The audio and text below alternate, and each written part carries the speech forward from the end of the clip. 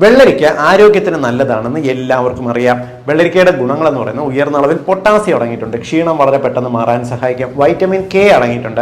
Vitamin K നമ്മുടെ ശരീരത്തിൽ രക്തം കൂടുതൽ ഉണ്ടാകുന്നതിനും ഫ്രഷ് ബ്ലഡ് ഉണ്ടാകുന്നതിനും സഹായിക്കുകയും ചെയ്യും. ഇതുകൊണ്ട് തന്നെ നമുക്ക് ഈ രക്തക്കുറവുള്ളവർക്ക് നമ്മൾ അയൺ അടങ്ങിയ ഭക്ഷണങ്ങൾ കഴിക്കുന്നതിൻ്റെ ഒപ്പം തന്നെ വെള്ളരിക്കയും കഴിക്കാനായിട്ട് മറക്കരുത്. മൂന്നാമത്തത്, ഇതിനകത്ത് കുക്കുർബിറ്റാസിൻ എന്ന് പറയുന്ന ഒരു ആന്റി ഓക്സിഡന്റ് അടങ്ങിയിട്ടുണ്ട്. കുക്കുർബിറ്റാസിന്റെ പ്രത്യേകത എന്ന് പറയുന്നത് ഇത് നമ്മുടെ ശരീരത്തിലെ അലർജി ടെൻഡൻസി കുറയ്ക്കാനായിട്ട് സഹായിക്കും. മാത്രമല്ല ഇതിനെക്കുറിച്ച് നടത്തിയിട്ടുള്ള പഠനത്തിൽ ഇത് ഹാർട്ട് അറ്റാക്ക് ടെൻഡൻസി കുറയ്ക്കുമെന്ന് കണ്ടിട്ടുണ്ട്. അതുകൊണ്ട് വെള്ളരിക്ക ദിവസവും പതിവായിട്ട് കഴിക്കുന്നത് നല്ലത് തന്നെയാണ്.